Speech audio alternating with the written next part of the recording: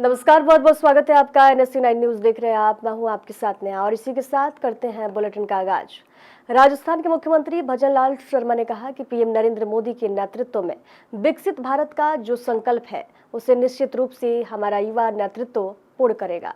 नितिन नवीन के नेतृत्व में हमारी पार्टी और सशक्त होगी।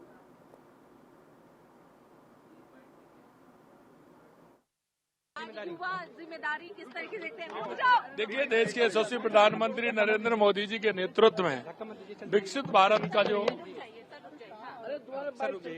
मैं उसको हम निश्चित रूप से युवा नेतृत्व उसको पूरा करेंगे और नितिन नवीन जी के नेतृत्व में पार्टी हमारी और सशक्त होगी।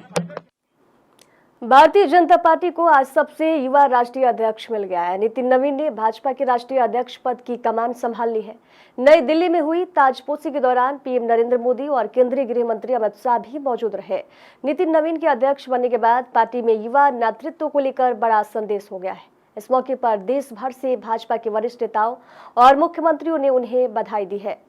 एमपी के मुख्यमंत्री मोहन यादव, उत्तराखंड के मुख्यमंत्री पुष्कर सिंह धामी, उत्तर प्रदेश के उप मुख्यमंत्री ब्रजेश पाठक और केशव प्रसाद मौर्य, केंद्रीय मंत्री गजेंद्र सिंह शेखावत और केंद्रीय मंत्री शिवराज सिंह चौहान ने नितिन नवीन को शुभकामनाएं दी और उनके नेतृत्व पर भरोसा भी जताया है।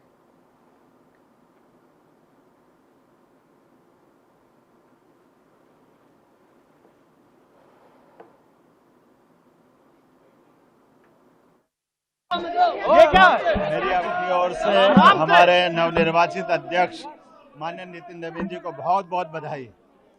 उम्मीद करेंगे युवा अध्यक्ष दुनिया में सबसे बड़ी पार्टी का बहुत सफलता के साथ अध्यक्ष रहेंगे। से नितिन जी का आज निर्वाचन संपन्न हो गया है। वो हमारी पार्टी के राष्ट्रीय अध्यक्ष के रूप में सभी कार्यकर्ताओं को पूरी पार्टी को मार्गदर्शन देने का काम करेंगे। मैं उनको बहुत बधाई देता हूँ। जिस ढंग से देश के युवाओं को विशेष रूप से आशीर्वाद दिया है कि 1 लाख युवा नए दायित्व के लिए तैयार रहें और युवाओं में भारी उत्साह है।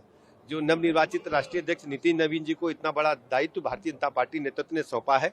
आज देश का हर युवा, हर नौजवान समझ रहा है नितिन नवीन जी के रूप में उसका चेहरा है। तो आज आदरणीय प्रधानमंत्री नरेंद्र मोदी जी ने जिस ढंग से कार्यकर्ताओं को संबोधित किया है, अद्भुत उत्साह का संचार पूरे देश में हुआ है। मैं आदरणीय प्रधानमंत्री जी का बहुत बहुत अभिनंदन करता हूं और अपने नवनिर्वाचित राष्ट्रीय अध्यक्ष आदरणीय नितिन नवीन जी को बहुत बहुत बधाइयां देता हूं। जहां खिल गया वहां खिला रहेगा, जहां नहीं खिला वहां भी कमल खिलेगा। माननीय प्रधानमंत्री श्री नरेंद्र मोदी जी के मार्गदर्शन में श्री नितिन नवीन जी नए राष्ट्रीय अध्यक्ष जी के नेतृत्व में भारतीय जनता पार्टी के करोड़ों कार्यकर्ता उत्साहित हैं, प्रसन्न हैं और एक नए जोश और उत्साह के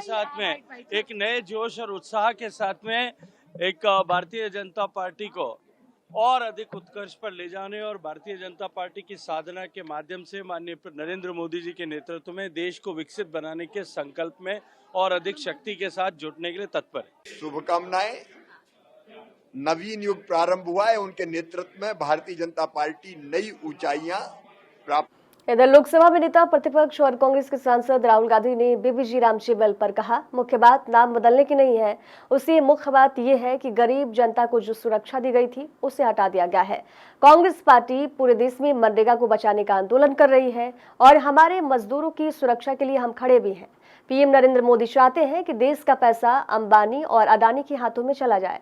एक तरफ हम जनता की रक्षा कर रहे हैं तो दूसरी तरफ पीएम मोदी देश का पूरा ध्यान खींचकर अंबानी और अडानी के हाथों में दिलवा रहे हैं।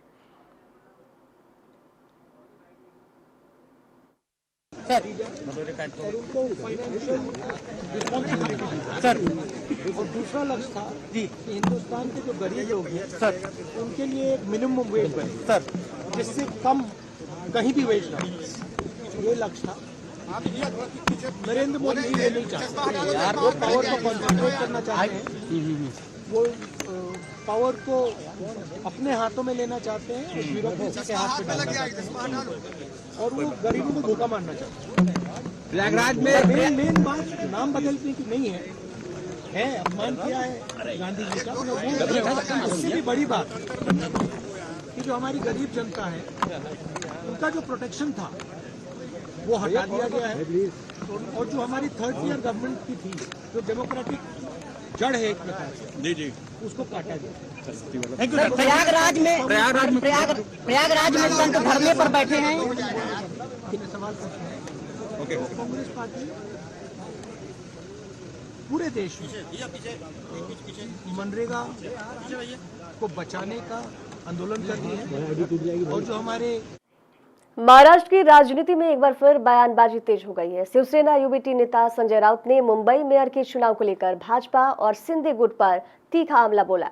संजय राउत ने कहा कि इतिहास में पहली बार ऐसा हो रहा है जब मुंबई का मेयर दिल्ली से तय किया जाएगा। उन्होंने आरोप लगाया कि भाजपा का हाईकमान फैसला करेगा और खुद को शिवसेना कहने वाले नेताओं को भी मेयर तय कराने के लिए दिल्ली जाना पड़ रहा है। पहली बार इतिहास में हो रहा है, इतिहास में पहली बार हो रहा है कि मुंबई का मेयर दिल्ली में अमित शाह डिसाइड करेंगे, भारतीय जनता पार्टी के हाईकमांड डिसाइड करेंगे। अब तक हमारी पूरी जिंदगी तो मुंबई में राजनीति में गई, हमने कभी देखा नहीं कि मुंबई का मेयर तय करने के लिए यहाँ के राजनीतिक दल, खास करके जो अपने आप को शिवसेना बताते हैं, एकनाथ शिंदे और उनके 40 लोग जो अपने आप को हम शिवसेना है असली, उनको दिल्ली में जाना पड़ रहा है झुक कर। ये शिवसेना है क्या? बाला साहब ठाकरे अगर होते तो उनको एक कान के नीचे लगाकर बाहर निकाल देते। ये लाचार लोग हैं, उनको स्वाभिमान नहीं है, उनको अभिमान नहीं है, उनको अस्मिता नहीं। अब खबर हरियाणा के अंबाला से है, जहां अखिल भारतीय विद्यार्थी परिषद हरियाणा का 57वां प्रांत अधिवेशन दिनांक 23 और 24 जनवरी को एसए जैन पीजी महाविद्यालय अंबाला में आयोजित किया जाएगा। इसमें हरियाणा के गौरवशाली इतिहास, सांस्कृतिक विरासत और राष्ट्रवादी चेतना का जीवंत अनुभव भी प्रदान करवाया जाएगा। अंबाला नगर ऐतिहासिक, सांस्कृतिक और राष्ट्रवादी परंपराओं की दृष्टि से बेहद समृद्ध रहा है। ये नगर मां अंबिका देवी के नगरी के रूप में विख्यात है और 1857 की प्रथम स्वतंत्रता क्रांति से लेकर स्वतंत्रता आंदोलन तक इसकी भूमिका अग्रणी रही है। अपने प्रांत के अधिवेशन के निमित्त रखी गई है। जो 57वां प्रांत अधिवेशन हमारे हरियाणा का, वो अंबाला के अंदर होने वाला है। ये एसए जैन पीजी महाविद्यालय के अंदर। तो ये माता गुजरी जी की जन्मस्थली रही है, तो ऐसे हमने पूरे नगर को माता गुजरी नगर के नाम से विख्यात किया है। मां अंबिका के द्वारा बसाया गया शहर है, इसलिए भोजनालय का नाम हमने मां अंबा देवी भोजनालय रखा है। ऐसे ही नेताजी सुभाष चंद्र बोस जी की जयंती 23 जनवरी को है, तो 2 दिन हमारा अधिवेशन यहाँ रहने वाला है। पूरे 550 कार्यकर्ता इस अधिवेशन के साक्षी बनेंगे और अन्य गणमान्य लोग इस अधिवेशन के साक्षी बनेंगे।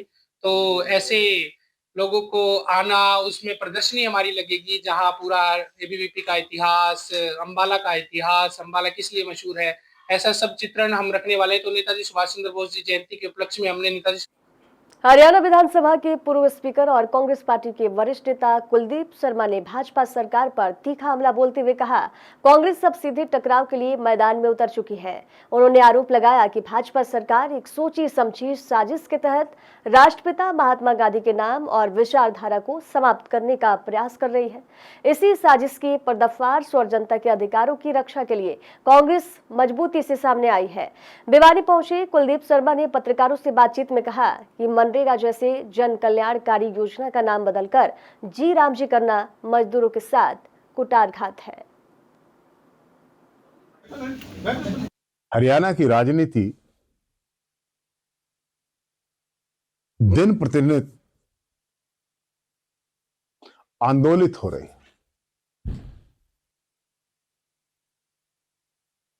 जी राम जी की अमेंडमेंट के बाद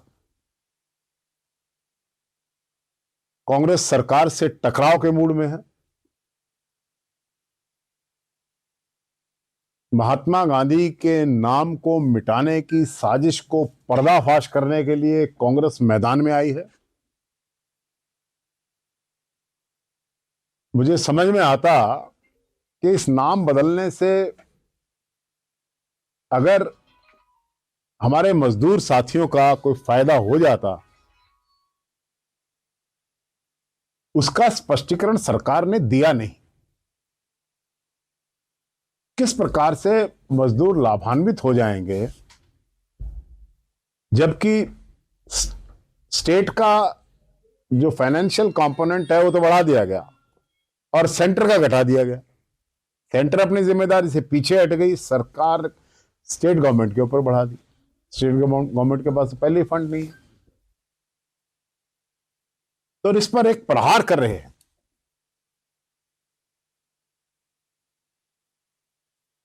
दूसरे, कानून व्यवस्था सारे प्रदेश में बड़ी चिंता का विषय है।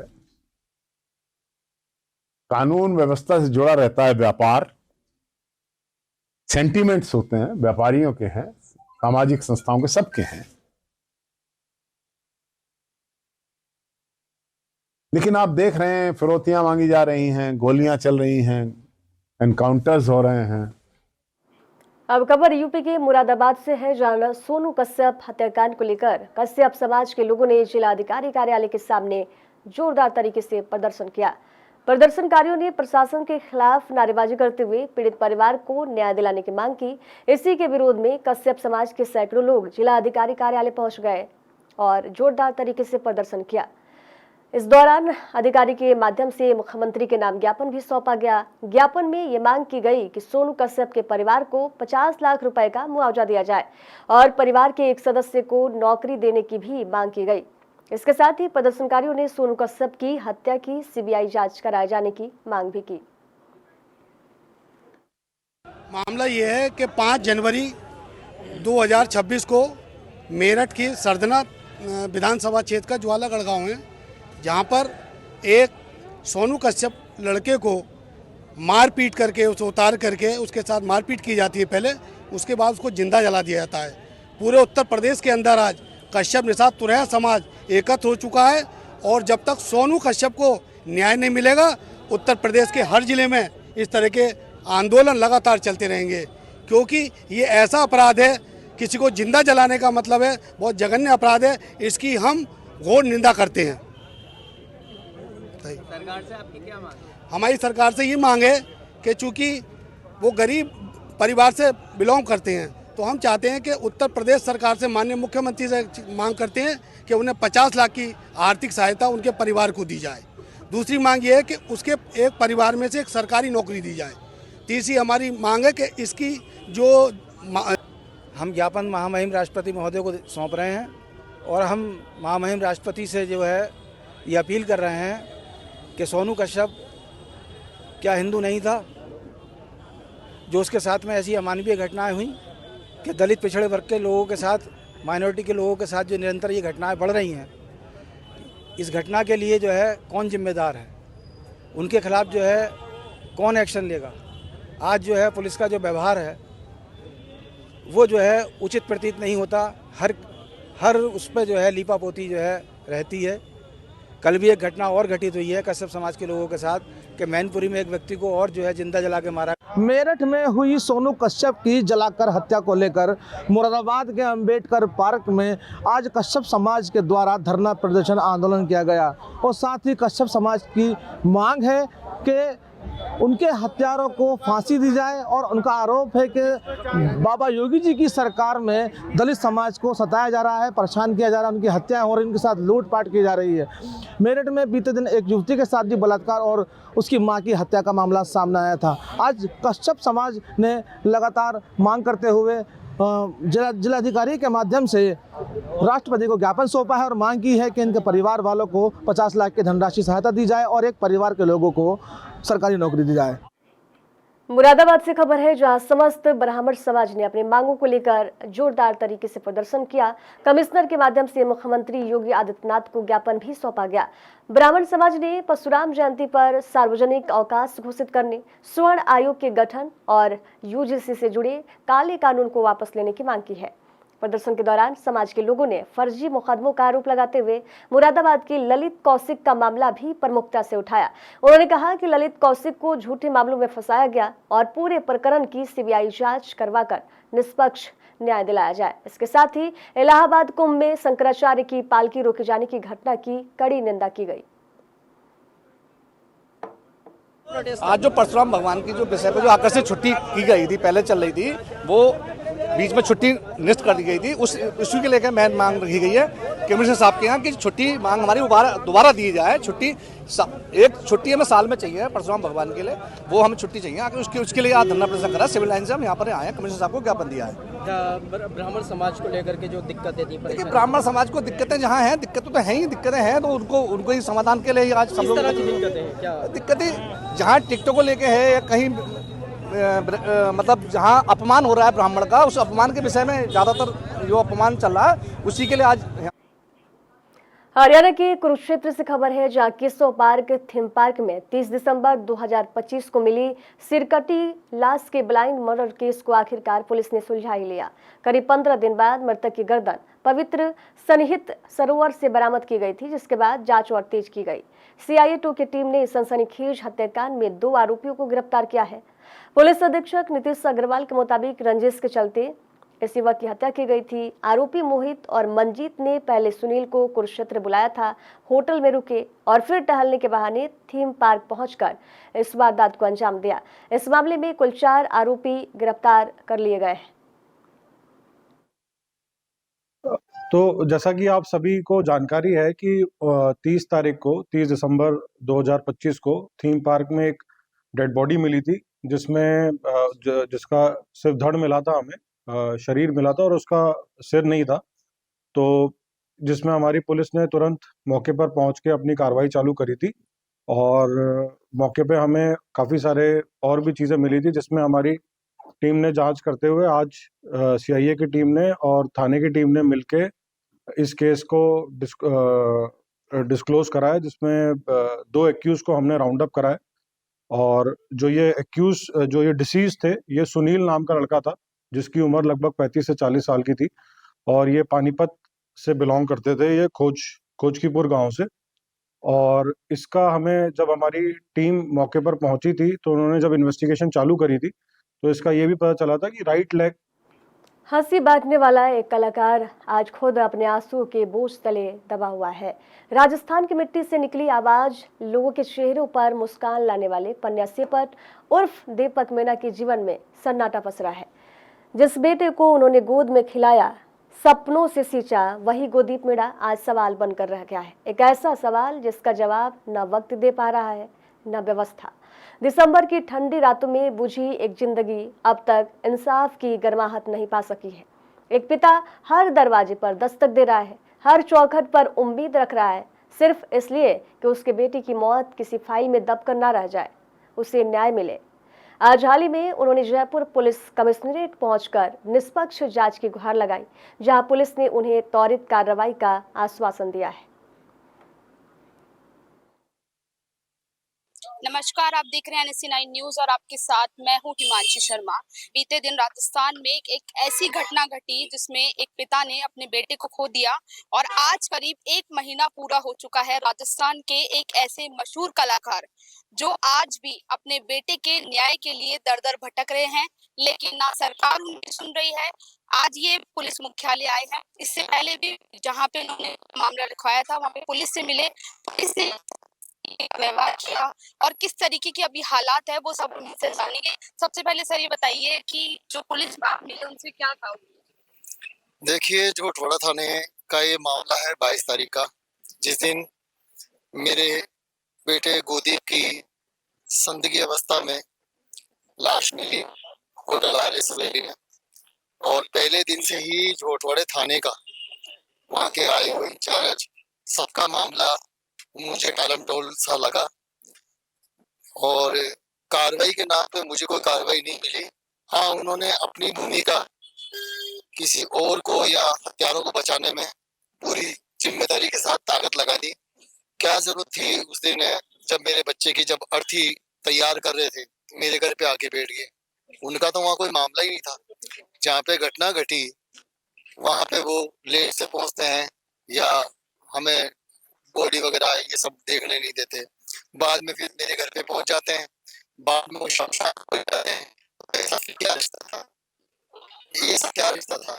चाहते तो वो मुझे संबल देते, ताकत देते, और जब मैं उनके पास थाने में गया तो मुझसे किसी भी तरीके की कोई बातचीत नहीं, किसी भी तरीके की नहीं। जो आयु है वो और उनके 2 4 5 जो लोग थे वो अपनी मर्जी से ही बिना इन्वेस्टिगेशन किए एक ही चीज पे जोर दे रहे थे, ये सुसाइड का मामला है, ये सुसाइड का मामला है। जबकि पुलिस का काम होता है पहले इन्वेस्टिगेशन करना, जांच करना, उसके बाद फिर ये आगे की प्रक्रिया है कि क्या हुआ क्या नहीं हुआ। तो वहां से मुझे आज 1 महीना होने पे आ गया मैडम, मुझे किसी भी तरह का कोई भी वहां से वो नहीं मिला। उसके बाद मैं डीसीपी साहब से मिला, डीसीपी साहब ने जांच कहीं और भेजी, लेकिन वहां पे भी अभी मुझे 5-10 दिन हो गए, वहां से भी मुझे ऐसा मतलब कुछ लगा नहीं। तो आज मैं यहाँ पर बड़े अधिकारियों से मिलने आया हूँ न्याय के लिए, अपने गोदीप के न्याय के लिए, कि मेरे बच्चे को तो मैं वापस कोई भी दुनिया नहीं लौटा सकती, वो तो गया बलमान के घर, लेकिन मेरा बच्चा आज भी 1 महीना हो गया, मैं सो नहीं पा रहा, कानों में चीख चीख के बोलता है कि पापा मेरे साथ मुझे न्याय दिलाएं। तो आज मैं अपने बच्चे के न्याय के लिए आया हूँ, बड़े अधिकारियों से मिला हूँ। आप सभी अधिकारियों ने मुझे पूरा भरोसा दिलाया है कि आपके साथ न्याय होगा, और मुझे प्रशासन पर, सिस्टम पर पूरा भरोसा है कि यहाँ से मुझे न्याय मिलेगा, गोदीप को न्याय मिलेगा, और दूध का दूध पानी का पानी होगा। आने वाले समय में अगर ऐसा नहीं होता है तो फिर मैं जोड़ी फैला करके कमिश्नरेट के सामने बैठूंगा और गुहार लगाऊंगा सरकार से। फिलहाल मुझे न्याय प्रणाली पे भरोसा है, आज मैं मिलकर आया हूँ, मुझसे बात की गई है, तो मुझे लगता है कि मेरे साथ गोदीप के साथ न्याय होगा। और भी यहाँ पे जो लोग मौजूद हैं उनसे जानना चाहेंगे, आप लोग गए अंदर, क्या कुछ बातचीत हुई है बताना चाहेंगे? देखिए, आज गोदीप हत्याकांड को पूरे 28 दिन हो गए, 1 महीना होने को आया, और अब तक पुलिस का किसी नतीजे पे नहीं पहुंचना, ये निश्चित तौर पे पुलिस के ऊपर प्रश्न चिन्ह खड़ा करने वाला सवाल है। इतने लंबे समय बाद में कोई कार्रवाई नहीं होना, जोटवाड़ा के एसएचओ राजेंद्र सिंह जी ने भी कोई कार्रवाई नहीं की, आईओ ने भी कोई कार्रवाई नहीं की, और आप समझिए कि पुलिस ने सिर्फ और सिर्फ आश्वासन पे आश्वासन, तारीखों पे तारीख दी है और रिजल्ट सुनने। आज वैसे तो हम लगातार 15 दिन से संपर्क में है अधिकारियों के, लेकिन हमने पहले हमने ये तय कर रखा था कि मीडिया के सामने नहीं आएंगे। आज हम पहली बार मीडिया के सामने आए, और अभी हम एडीजे क्राइम से मिले हैं, डॉक्टर हवाई सिंह गुमरिया से मिले हैं, एडीजे मनोज लता जी से मिले हैं, और डीजीपी साहब से भी मिले थे हम 3 दिन पहले। आज हमें पहली बार कॉन्फिडेंस हुआ है कि हमारी जांच है जो आगे बढ़ रही है, अब कार्रवाई होती नजर आ रही है। हालांकि हमने 10 दिन पहले डीसीपी हनुमान साहब से मिलके और तफ्तीश को चेंज करवाया था, हमने अनुसंधान तफ्तीश हम चेंज करवा के, और हमने विंदाए का एसएचओ विनोद वर्मा को अनुसंधान हमने दिलाई थी। विनोद जी भी इस पे जांच कर रहे हैं, लेकिन अब तक पुलिस का किसी प्रकार से कोई रिजल्ट नहीं देना, ये हम सबके लिए चिंता का विषय है। सिर्फ पुलिस ने आश्वासन दिए, समय खराब किया हमारा, और अब तक गोदीप हत्याकांड का खुलासा हो जाना चाहिए था, लेकिन ये नहीं होना। मैं इसके लिए साफ तौर पे जोटवाड़ा पुलिस को जिम्मेदार ठहराता हूँ, और अब हमने तय कर दी है कि 10 दिन के अंदर इंसाफ नहीं मिला तो सड़कों पे उतरेंगे, गवर्नमेंट हॉस्टल पे धरना प्रदर्शन करेंगे, परमिशन की प्रक्रिया शुरू कर दी हमने। और राजस्थान के जो हमारे मिलने वाले लोग हैं, पन्ना शेपर्ड जी बहुत बड़े कलाकार है, मैं तो कह रहा हूँ कि आदिवासियों के ही कलाकार, आदिवासियों में एकमात्र हिंदुस्तान का पहला कलाकार है जिसने बॉलीवुड बम्बई से लेके और जयपुर की सड़कों तक लोगों का मन जीतने का काम किया है। अभी मैं पुलिस हेडक्वार्टर में गया, पुलिस हेडक्वार्टर के पास चाय की दुकान पे गए तो सैकड़ों की संख्या के अंदर लोग सेल्फी लेने वाले हैं, और सब लोग कह रहे हैं कि हमारे को पुकारिए। हम इधर के मिल गए सवाई माधोपुर के, उन्होंने कहा कि पन्ना शेपर्ड भाई हम तुम्हारे साथ हैं। तो राजस्थान के लोग इंतजार कर रहे हैं कि पन्ना शेपर्ड जी कब आंदोलन करने जा रहे हैं, और हम हमारे एक आह्वान के ऊपर जयपुर के अंदर हजारों की संख्या के अंदर लोग आ रहे हैं। और ये गोदीप बेटा, ये पन्ना शेपर्ड का बेटा नहीं है, ये एक एक उस व्यक्ति का बेटा है जो इनसे प्यार करते हैं, इनसे स्नेह करते हैं। और हमारी माता बहनें जो घूंघटे में रहती हैं वो भी हमारे को पूछ रही हैं, और अब हमारा सब्र का बांध है वो टूट चुका है। अब हम सड़कों पे आने वाले हैं और शासन और प्रशासन से कह देना चाह रहे हैं, हमारे जयपुर के कमिश्नर साहब आप क्या कर रहे हैं, मुख्यमंत्री महोदय आप क्या कर रहे हैं, और राजस्थान के गृह राज्य मंत्री क्या कर रहे हैं। पन्ना शेफड़ राजस्थान का गौरव है और इनके जो अवार्ड है, इनके पास में 3 बक्से भरे हुए हैं और तीनों के तीनों बक्सों के अंदर राजस्थान गौरव के, सम्मान के हैं, अवार्ड के हैं, ट्रॉफियों के हैं। क्या काम के? मैं तो कर रहा हूँ पन्ना शेफड़ जी, अगर आपको इंसाफ नहीं मिला तो उस पेटियों से, बक्सों से वो अवार्ड लौटा दीजिए। नहीं चाहिए हमारे को अवार्ड। राजस्थान की सरकार को अब सुनना चाहिए और अब समय आ गया है पन्ना शेफड़ जी को इंसाफ दिलाने का। रो रो के उसकी आंखें सूज चुकी है और इनकी पत्नी का बुरा हाल है। इनका एक बेटा रात को जिंदगी और मौत के बीच में बड़ी विपदा झेल रहा था, पूरा परिवार संकट में है। आप अगर संकट की घड़ी में मदद नहीं करेंगे तो कब करेंगे जनाब? इसलिए हम ये आदिवासी नेता नहीं पूछ रहा, ये राजस्थान के सर्व समाज के लोगों से मैं कहना चाह रहा हूँ कि अगर पन्ना शेफड़ जी जैसे लोगों के साथ में, एक राजस्थान के गौरव के साथ में, एक कलाकार के साथ में इस प्रकार के घटनाक्रम होते रहेंगे, एक जवान बेटे की मौत हुई है और इस प्रकार की घटनाएं होती रही तो राजस्थान में आपका भी नंबर आने वाला है। और मैं सबको पूछना चाह रहा हूँ, इस प्रकार से एक घटना हमारे जगतपुरा में भी एक महिला के साथ हुई, वो रो धो के और अपने घरों में बैठ गई और पन्ना शेफड़ जी को आप बैठने नहीं देंगे। अब पन्ना शेफड़ जी घबराने की जरूरत नहीं है, हम आपके साथ में है जी और जान से, पूरा राजस्थान आपके साथ में है। ये हमारे गुर्जर समाज के भी नेता आ रहे हैं, ये भी सपोर्ट करने के लिए आए। आप लोग अभी अंदर मिले तो क्या कुछ आश्वासन आप लोगों को पुलिस की तरफ से मिला है? 15 दिन से हम दीपक मीणा जो हमारे कलाकार हैं, पन्ना शेफड़, ये मेरे दोस्त हैं और हम अभी डीजीपी साहब आवास सिंह घुमरिया साहब से मिले। हमारे को पूरा आश्वासन दिया है कि हमें न्याय मिलेगा। हम 15 दिन का टाइम और दे रहे हैं। नहीं, ये हम इस जयपुर के अंदर बहुत बड़ा आंदोलन करेंगे और मैं गुर्जर आरक्षण संघ समिति का झुंझुनू जिले का अध्यक्ष होने के नाते कह रहा हूँ कि प्रशासन से और हमारे मुख्यमंत्री महोदय से कि हमारे भाई को न्याय मिले, नहीं तो हम बहुत बड़ा आंदोलन करेंगे। क्या आपको लगता है कि पुलिस को इतना समय खींचना चाहिए था अभी तक इस मामले को? देखिए, अगर पुलिस अपना काम ईमानदारी से करती तो ये केस इतना बड़ा नहीं था। 1 घंटे में रिजल्ट सामने आ जाता। जैसा कि मैंने आपको बताया कि हत्यारे भी साथ में हैं, जहाँ पे हत्या हुई है वहाँ पे सारे के सारे सबूत हैं।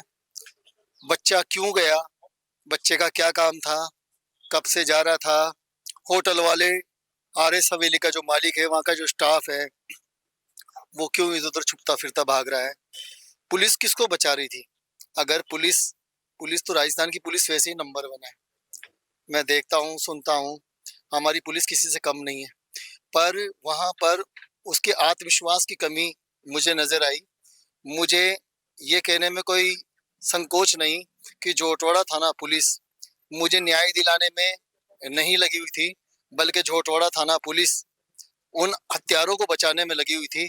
वरना 1 या 2 दिन के अंदर ही मुझे न्याय मिल जाता, दूध का दूध पानी का पानी हो जाता। लेकिन सभी इकसार नहीं है। सिस्टम के अंदर ईमानदार अधिकारी अफसर बैठे हैं और मैं भरोसा करता हूं सिस्टम पर, प्रशासन पर, बड़े अधिकारियों पर। तो मैं अभी पुलिस मुख्यालय आया हूं, यहाँ सभी समस्त बड़े अधिकारियों से मिला हूं और उन्होंने मुझे भरोसा दिया है। मैं उन पर भरोसा करता हूं कि मुझे न्याय जरूर मिलेगा, गोदीप को न्याय जरूर मिलेगा, तभी गोदीप की आत्मा को शांति मिलेगी। अन्यथा अगर मेरे गोदीप को न्याय नहीं मिलता तो मेरी जिंदगी बिल्कुल जीरो हो चुकी है। गोदीप ने तो आत्महत्या नहीं की, पर मैं इतना टूट चुका हूँ कि मैं जरूर आत्महत्या कर दूंगा। मेरा सब कुछ खत्म हो गया मैडम। गोदीप मेरा बेटा नहीं, मेरा एक दोस्त था, एक ऐसा बेटा था जो मेरे सारे काम को वो अकेला हैंडल करता था, संभालता था। मैं बिल्कुल देशी आदमी हूँ। अब मेरा कौन तो मेरा वीडियो डालेगा, कौन मेरा शूट करेगा, कौन क्या करेगा। आप समझिए, ये एक सबसे बड़ी पीड़ा है कि जिस बाप को गोदीप अपने कंधे पे लेके जाता, ये बाप जो मैं हार्ट पेशेंट हूँ, मैं अपने बेटे की डेड बॉडी लेके गया हूँ और पुलिस वालों के सामने, जोटवाड़ा थाने के सामने हाथ जोड़ जोड़ के कहता रहा मुझे न्याय दिलाए, लेकिन मुझे न्याय नहीं, किसी भी तरीके की कोई कुछ नहीं।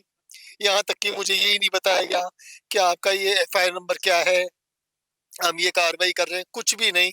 बल्कि उनके साथ कुछ लोग जो एक ही समाज के हैं वो जुड़ करके जबरदस्ती ये ठूसने की कोशिश करते रहे कि सुसाइड किया है। इससे ये लगता है कि कहीं ना कहीं जोटवाड़ा पुलिस और साथ में आ रहे सवेली होटल और हत्यारों का आपस के अंदर कहीं ना कहीं बहुत ज्यादा है, जिन्हें बचाने की कोशिश की गई। लेकिन अब जहां मैं आया हूं, यहाँ से मुझे न्याय पे पूरा विश्वास है कि मुझे न्याय मिलेगा, गोदीप को न्याय मिलेगा। और राजस्थान की जनता से भी मैं कहना चाहता हूँ, जागो मित्रों, आप भी जागिए।